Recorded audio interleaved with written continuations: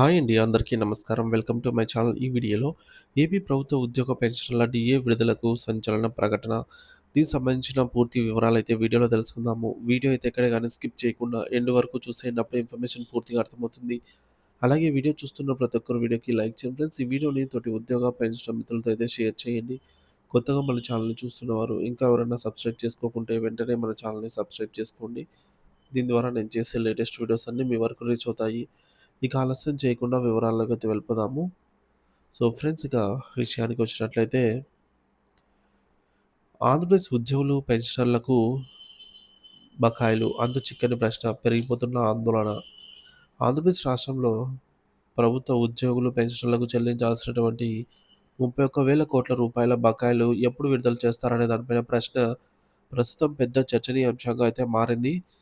ఎన్ని ధర్నాలు చేసినా, నిరసనలు తెలిపినా కూడా ప్రభుత్వం నుంచి ఎటువంటి స్పందన లేకపోవడం ఉద్యోగ వర్గాల్లో తీవ్ర అసంతృప్తిని అయితే రేకెత్తిస్తోంది. ముఖ్యంగా 4 డీఏలు పెండింగ్‌లో ఉండటం రాష్ట్ర చరిత్రలో ఎప్పుడూ లేదని, ఈ పరిస్థితిని అధిగమించడానికి ఉద్యోగ సంఘాలన్నీ కూడా ఏకతాటిపైకి వచ్చి పోరాడాలని ఏపీ గవర్నమెంట్ ఎంప్లాయీస్ ఫెడరేషన్ అధ్యక్షుడు వెంకట్రామరెడ్డి సంచలన ప్రకటన చేశారు. ప్రభుత్వంపై ప్రశ్నల వర్షం. ప్రభుత్వ ఉద్యోగులు కనీసం ఒక డీఏ అయినా ఇవ్వాలంటూ ఎంత మొత్తుకున్నా గూడా ప్రభుత్వం స్పందించడం లేదని, 4 డీఏల కోసం సమ్మె చేయవలసిన పరిస్థితులు కల్పిస్తున్నారా అని వెంకట్రామరెడ్డి రాష్ట్ర ప్రభుత్వాన్ని సూటిగా ప్రశ్నించారు. ఉద్యోగులు రోడ్లపైకొచ్చి ధర్నాలు చేసినా, ఉద్యోగ సంఘాలు ఎంతగా ఘోషించినా ప్రభుత్వం డీఏల గురించి కనీసం ఆలోచన కూడా చేయడం లేదని ఆయన మండిపడ్డారు. కేబినెట్ సమావేశం నిరాశే మిగిల్చింది. తాడేపల్లిలోని ఫెడరేషన్ కార్యాలయంలో మీడియాతో మాట్లాడుతూ శుక్రవారం జరిగిన మంత్రివర్గ సమావేశం ఉద్యోగులకు డీఏ ఇవ్వడం కోసమే జరిగిందన్న ప్రచారం విస్తృతంగా జరిగిందని వెంకట్రామరెడ్డి గుర్తు చేశారు. కొన్ని ఛానళ్లలో, సోషల్ మీడియాలో అంతే. అయితే ఏకంగా డీఏ ఇచ్చేసినట్లు కూడా వార్తలొచ్చాయని, అయితే తీరా చూస్తే క్యాబినెట్‌లో ఆ ఊసే లేదని ఆయన ఆవేదన వ్యక్తం చేశారు. అసలు డీఏ గురించి తనకు అవగాహనే లేదని సమాచారము. పౌర సంబంధాల శాఖ మంత్రి చెప్పడం చూస్తే ఉద్యోగుల పట్ల ప్రభుత్వం ఎంత నిర్లక్ష్యంగా ఉందో అర్థమవుతోందని ఆయన ఆందోళన వ్యక్తం చేశారు. బకాయిలపై స్పష్టత కరువు.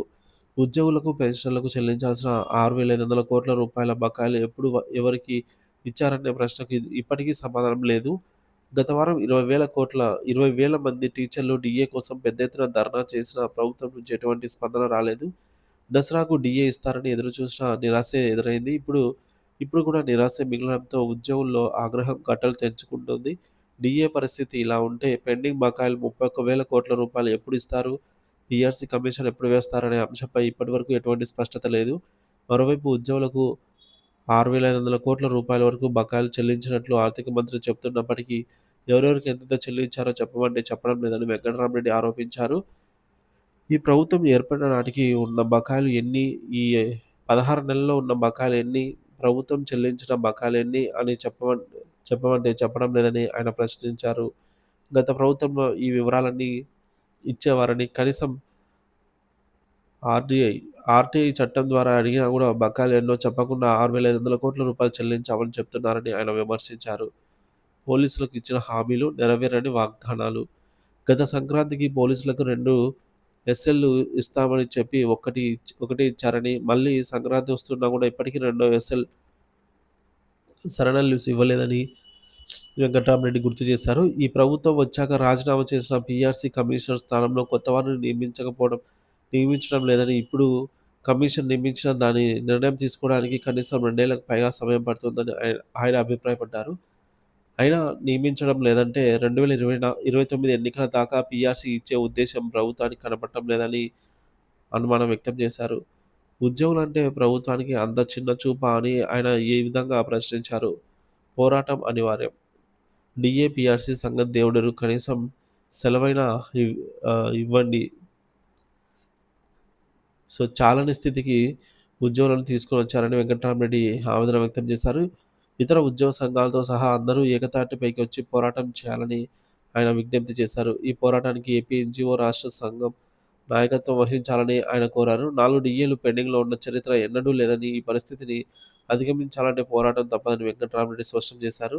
ఏపీ ఉద్యోగులకు, పెన్షనర్లకు చెల్లించాల్సిన పెండింగ్ బకాయిలు, డీఏలపైన ఈ ప్రకటన రాష్ట్ర వ్యాప్తంగా ఆయన చేసినటువంటి ఈ ప్రకటన సంచలనమైతే సృష్టించిందని చెప్పాలి. సో, ఈ విధంగా అయితే ఉంది ఫ్రెండ్స్.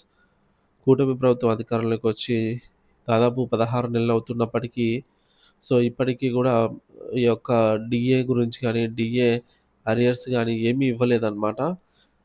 వీటికి సంబంధించి ఈ యొక్క దసరా పండుగ కానుకగా ఏదైనా ఇస్తారు అనైతే ఆశించిన ఉద్యోగులకు నిరాశే మిగిలింది.